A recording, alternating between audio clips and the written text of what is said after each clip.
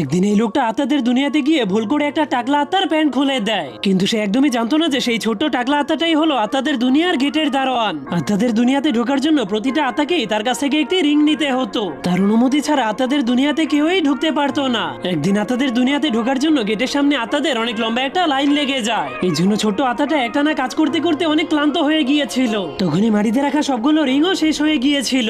কিন্তু যখনই তার ডিউটি শেষ হয়ে যায় তখনই আরেকটা আত্মা আত্মাদের দুনিয়াতে ঢোকার জন্য সেখানে চলে আসে, যার কারণে আত্মাটা তাকে বলে তুমি কালকে এসো। কিন্তু সে সেখান থেকে যেতে রাজি না হলে ছোট্ট আত্মাটা অনেক রেগে দরজা বন্ধ করতে শুরু করে দেয়, যার কারণে লোকটা অনেক ভয় পেয়ে ছোট্ট আত্মাটার প্যান্ট খুলে দেয়। যার ফলে এবার ছোট্ট আত্মাটা তার উপর এতটাই রেগে যায় যে সে তার কাছে থাকা সর্বশেষ রিংটাকে বের করে আনে, যা দেখে লোকটা মনে করেছিল এখন সে আত্মাদের দুনিয়াতে ঢুকতে পারবে। কিন্তু সেই টাকলা আত্মাটার মাথায় একটা ভয়ঙ্কর আইডিয়া চলে এসেছিল। সে পুরো শক্তি দিয়ে সেই রিং এর সাহায্যে লোকটার মাথায় বাড়ি মেরে দিলে লোকটা শয়তানদের দুনিয়াতে গিয়ে পড়ে যায়, যার কারণে শয়তানদের গেটের দারোয়ান তাকে দেখে অবাক হয়ে গিয়েছিল। কিন্তু